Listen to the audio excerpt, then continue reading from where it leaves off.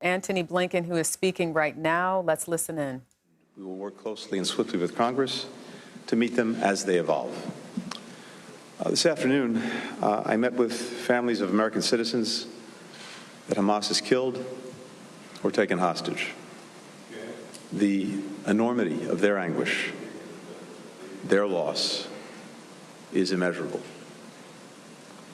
For the families of the missing, there's an unrelenting agony of not knowing the fate of their loved ones, something that I don't think most of us can truly understand, truly contemplate if you're not in their shoes.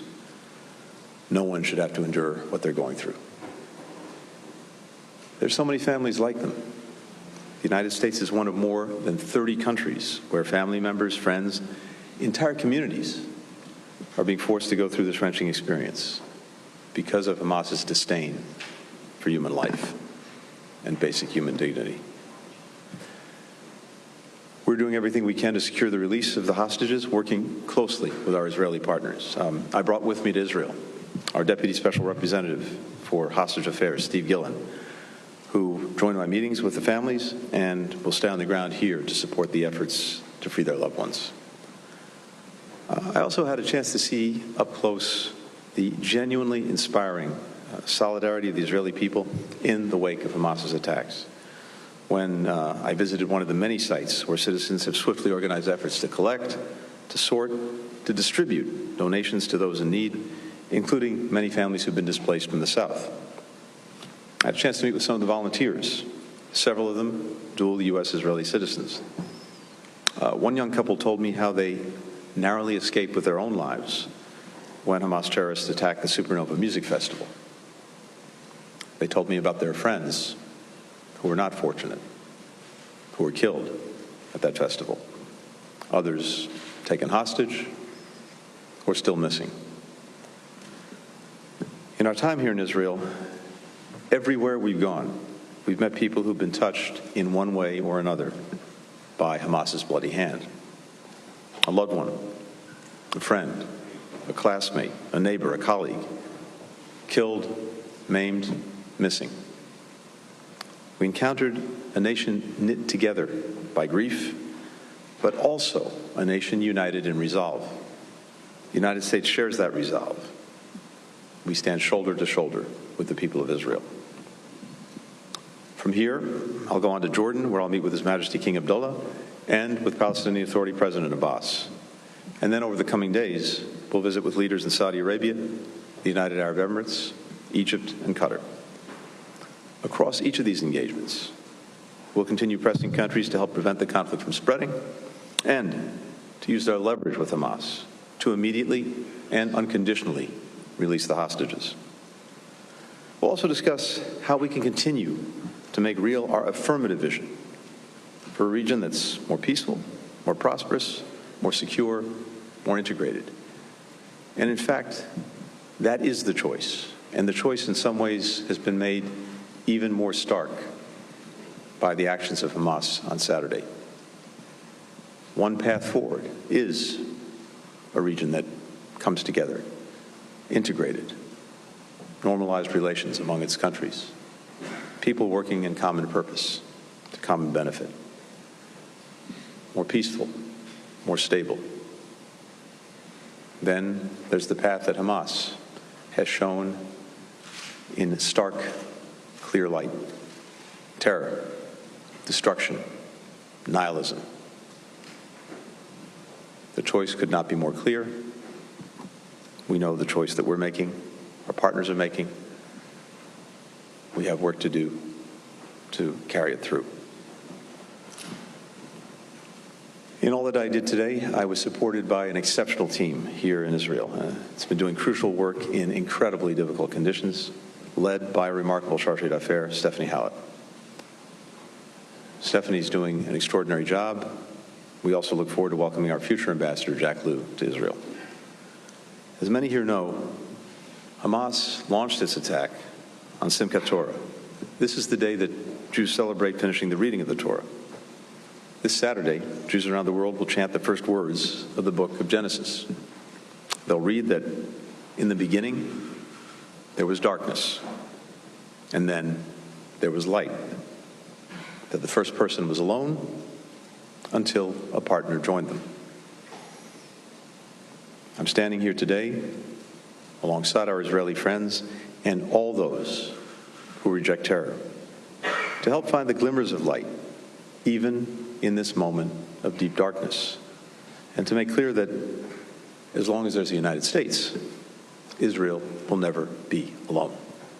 With that, happy to take some questions. First question goes to Sean Tandon with AFP. Thank you, Mr. Secretary. Good evening. Could I just ask you to begin with, Prime Minister Netanyahu has shared what are very gruesome photos. He said that he shared them with you. Yeah. I know they're very disturbing to look at, but I wanted to see, first of all, what your reaction was to those. And if I may, while understanding and acknowledging the great suffering that's been experienced by Israelis, there's a lot of concern in some quarters about the situation in Gaza as well. People looking for food in light of the cutoff. Was that discussed at all in terms of the humanitarian situation in Gaza? Was there any call for easing some of these conditions or for restraint as we expect a ground offensive? And if you allow me, just one thing that's been reported just recently. There was a report in the Washington Post that the United States and Qatar have decided to slow down or suspend the access that Iran has to the $6 billion that's been put in the special account. Could you say if this is accurate, and if it is, could you explain whether this is a slowdown or something more formal than that? Thanks very much. Great. Thanks, Sean. So we did see photographs, videos that the Israeli government shared with us. Some, I think, has actually already been seen in public media. Others were new to me, and I think new to our team. It's hard to find the right words. It's beyond what anyone would ever want to imagine, much less actually see and, God forbid, experience. A baby, an infant, riddled with bullets. Soldiers beheaded. Young people burned alive in their cars or in their hideaway rooms. I could go on, but it's simply depravity in the worst imaginable way. It almost defies comprehension. And as I've been saying, to me, in the most immediate future, harkens back to ISIS and some of the very things we saw when it was on its rampage that thankfully was stopped. So I think for any human being to see this, it's really beyond almost anything that we can comprehend, digest. And I just add that when you see this, you try to imagine, maybe not try, you can't help but imagine yourself, your family, your loved ones, your friends in that situation, in that predicament. And maybe the best word for it for me is overwhelming. I think what it's done is, as I said, united a country in profound grief, but also united a country in resolve. And it's imperative that the rest of us share that resolve. I said this earlier. This is a moment for moral clarity. This is a moment where everyone needs to make clear that there is revulsion, disgust, and a determination not to allow this to go forward. So, images are worth 1,000 words. these images may be worth $1 million. On the humanitarian situation in Gaza, I think it's first important to remember a fundamental issue that makes this complicated. Hamas continues to use civilians as human shields, something that's not new, something that they've always done, intentionally putting civilians in harm's way to protect them, to try to protect themselves or protect their infrastructure or protect their weapons. So that's one of the basic facts that Israel has to deal with. And of course, civilians should not be used in any way as the targets of military operations. They are not the target of Israel's operations. We did discuss ways to address the humanitarian needs of people living in Gaza, to protect them from harm while Israel conducts its legitimate security operations to defend itself from terrorism and to try to ensure that this never happens again. We also talked about possibilities for safe passage for civilians who want to leave or get out of the way in Gaza, and that's a conversation, a discussion that we will pursue in the coming days, including with some of the countries that we'll be visiting. So this is important, and this is an area for focus. With regard to the $6 billion, first, again, it's always worth repeating the facts because, unfortunately, the facts get lost along the way. The money that Iran accrued in bank accounts, in this case in South Korea, for the sale of its oil was done pursuant to an arrangement established by the previous administration, the Trump administration. None of the funds that have now gone to Qatar have actually been spent or accessed in any way by Iran. Indeed, funds from that account are overseen by the Treasury Department, can only be dispensed for humanitarian goods, food, medicine, medical equipment, and never touch Iranian hands. We have strict oversight of the funds, and we retain the right to freeze them. Next question goes to Gil Tamery with Channel 13. Mr. Secretary, thank you very much. Gil Tamari, Channel 13 as well. The President compared rightfully Hamas' horrendous massacre to ISIS.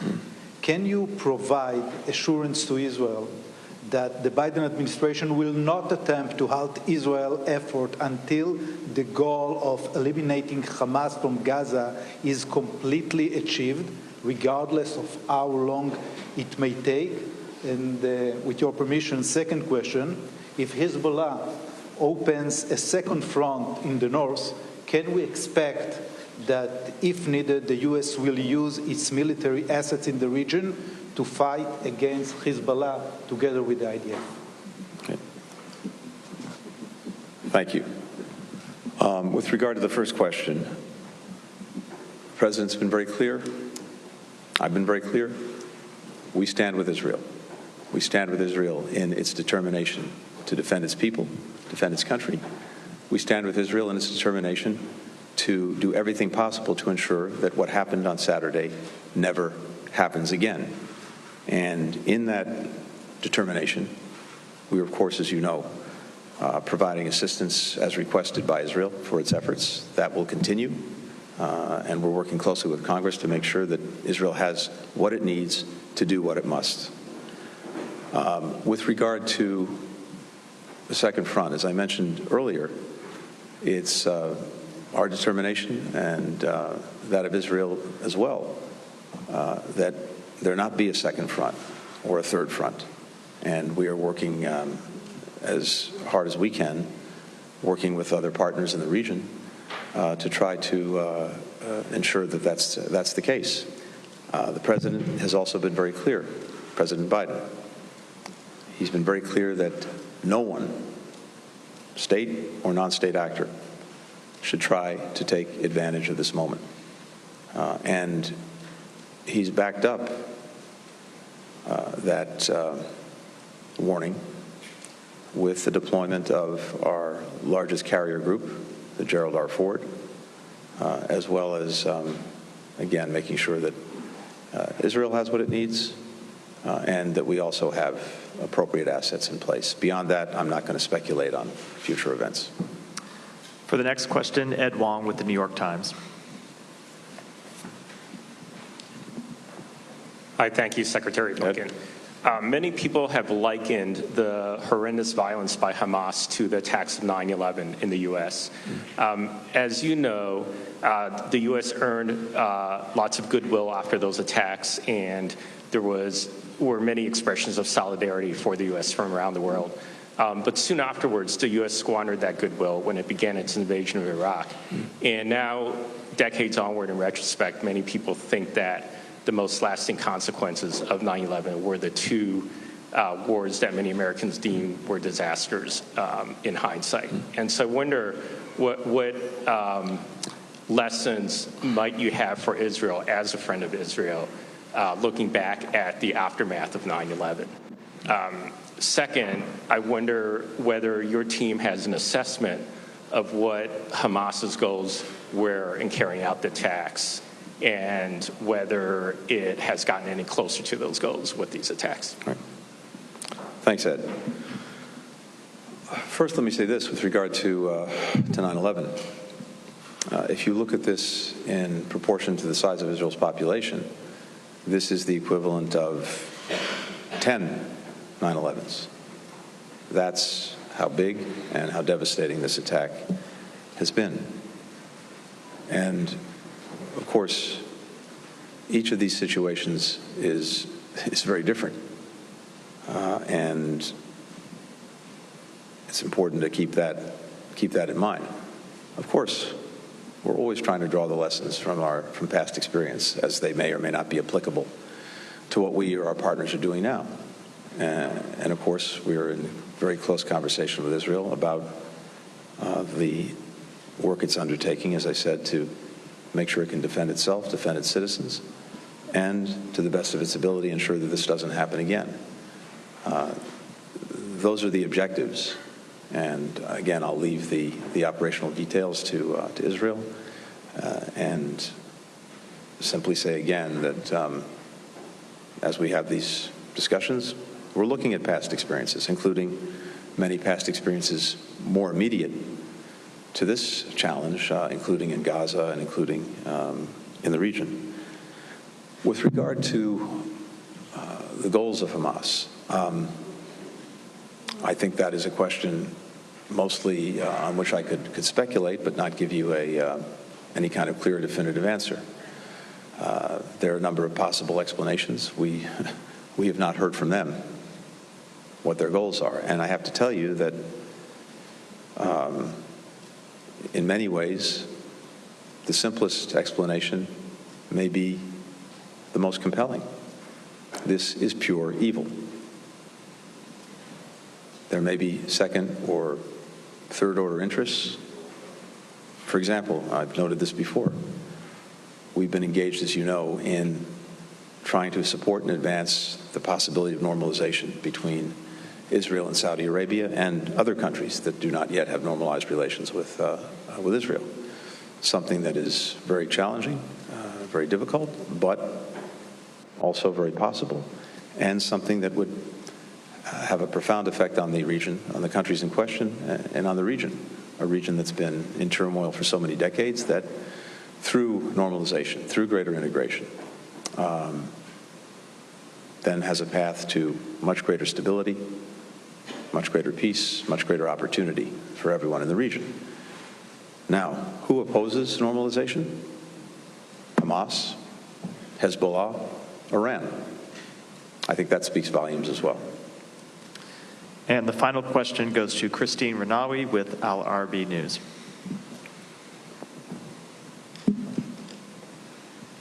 Thank you. Mr. Secretary, did you discuss with Netanyahu the need for Israel to commit to international law on their war in Gaza, and any more details about the humanitarian corridors in Gaza?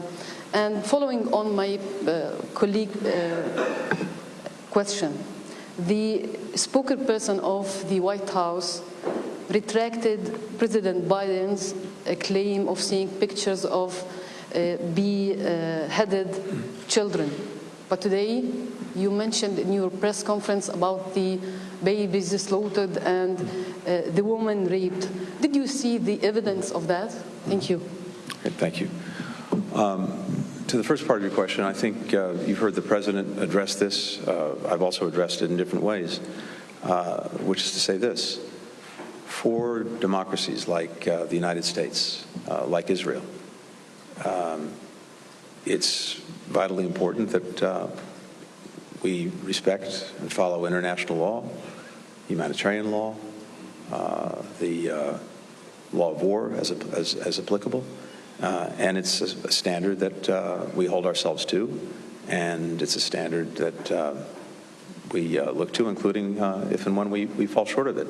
So this is something that motivates both of us, and of course it's what distinguishes us and other democracies around the world from terrorist organizations like Hamas, which have absolutely no regard for the rule of law, for humanitarian rules and rights, for any basic standards of human decency. On the contrary, as we were discussing just a few minutes ago, they quite literally and deliberately target civilians, and not just target civilians,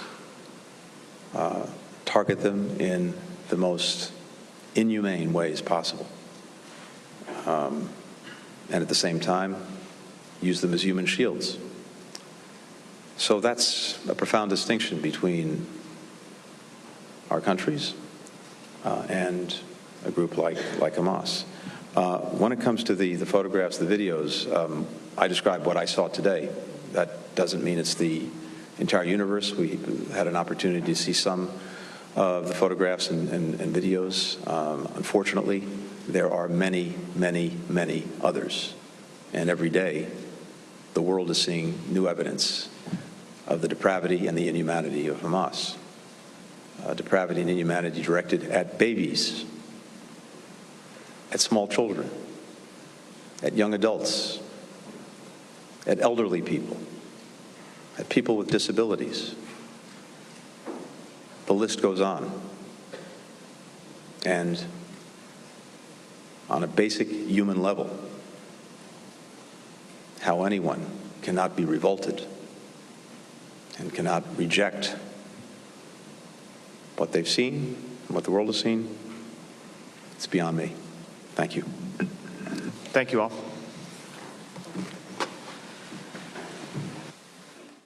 We've been listening to Secretary of State Antony Blinken speak in Tel Aviv.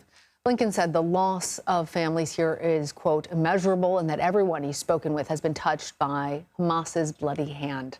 The U.S. Secretary of State also said that the U.S. was working to help release hostages taken by Hamas immediately and unconditionally.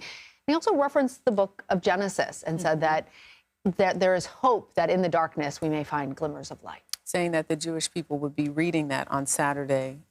Also addressed concerns or questions about the $6 billion and the hostages exchange in Iran, knowing that they have supported Hamas. And we're going to talk about that a little bit later. Secretary Blinken also reiterated U.S.'s support and said we stand shoulder to shoulder with the people of Israel. He added that as long as there is a United States, Israel will never be alone. CBS News senior White House and political correspondent Ed O'Keefe is outside of the White House. He joins us now. So, Ed, Blinken's one of the officials headed to the Middle East this week, and then he is also heading to other places. But let's talk about the administration's goal in sending him, also with his own family's background, to Israel. That's right. The Secretary of State is Jewish. His stepfather was a survivor of the concentration camps during the Holocaust. And so not only is he speaking as America's top diplomat and as an American incensed by what's happened, but speaks about it, of course, with the personal perspective and family history that his Jewish family has suffered as well. He is in the region for several reasons. First, to convey public support, as he has throughout the day-to-day meeting with regular everyday Israelis and members of the Israeli government, meeting with the Prime Minister, to try to get a sense of their plans forward and to reiterate the Biden administration's concern and hope that the safety of civilians is considered as whatever transpires in the coming days unfolds. From here, from Israel, he's expected to visit Qatar in the coming days at least. That country, remember, plays host to the political arm or the political leadership of the Hamas organization. That's not to say he has plans to meet with them, but it's just notable that he would go there because Qatar serves as the political home base of Hamas, which, remember, is this international organization, not a state, not a government. Qatar also involved in trying to get some sense of the humanitarian aspect of this and what could be done to ensure the safety of civilians, but also, of course, right now is home to that $6 billion or so account of money, of Iranian oil revenue that is now sitting in an account that has been the subject of grave concern here in Washington among Republicans and a growing number of Democrats who say the recent agreement reached between the Biden administration and Iran that would allow that country to begin tapping that account again for what has been described as humanitarian reasons should not be allowed to continue. We've gotten word today through the Deputy Treasury Secretary, Wally Ayemo, who was meeting with House Democrats earlier today and said that they have reached a quiet understanding, that's the quote, with Qatar not to release that $6 billion to Iran in at least any time soon.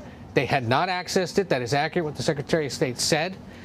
The requirements for how they could or for what that money would be used for was very specific.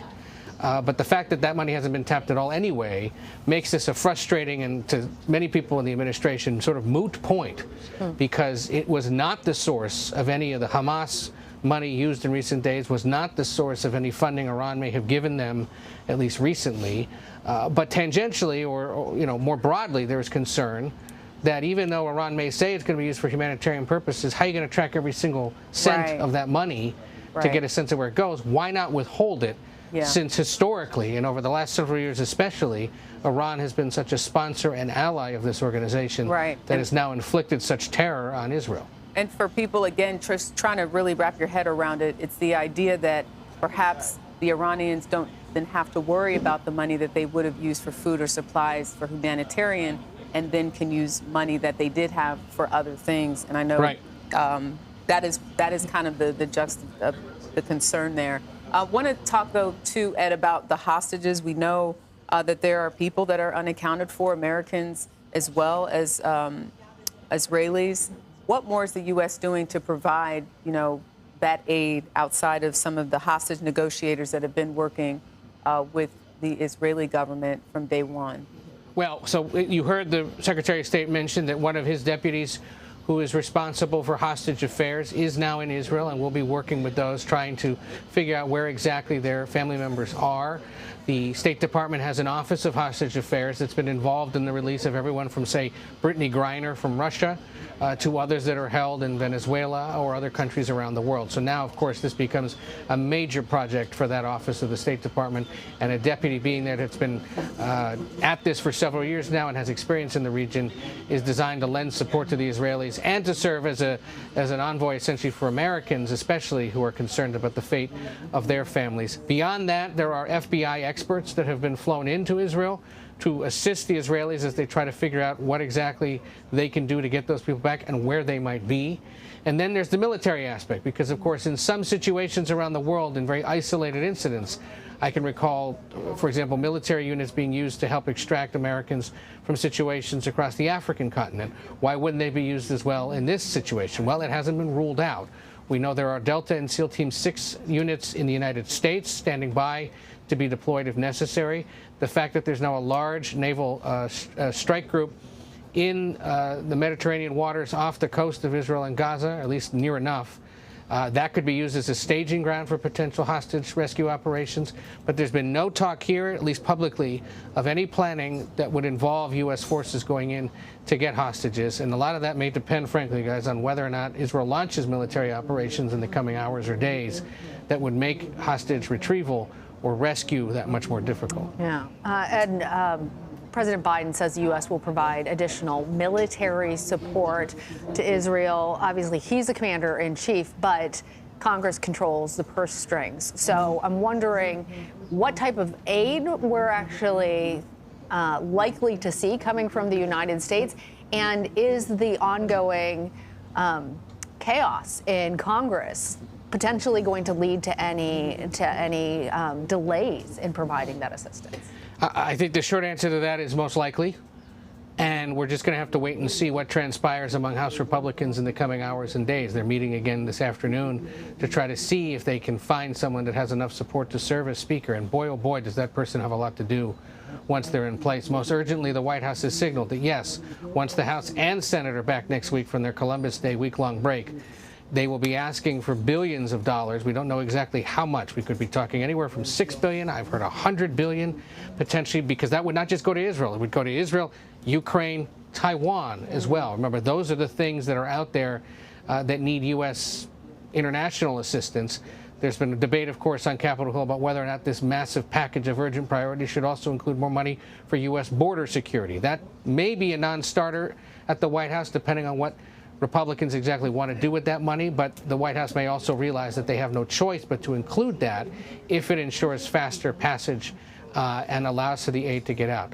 The situation in Israel, of course, is severe and urgent, although Israel does receive significant U.S. financial and military aid each year. But the situation in Ukraine, of course, which has not earned as much attention in recent days for obvious reasons, remains a concern here at the White House, over at the Pentagon and the State Department, because while they have enough money now for the next few weeks, the concern is if this stretches into late October, November, closer to the holidays, the amount of money there to continue providing Ukraine with what it needs could dwindle to a dangerously low level, and not only cause domestic political chaos and yet another vivid demonstration of how broken this city can be, but send the wrong signal to the world of U.S. support for that situation, plus what's going on in the Middle East. All right, Ed O'Keefe, thank you.